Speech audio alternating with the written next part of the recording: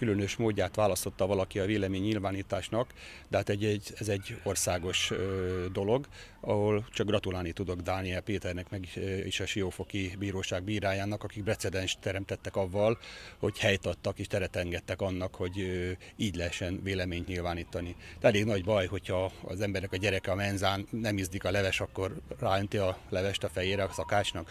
Szóval én azt gondolom, a véleménynyilvánításnak van más helye és formája.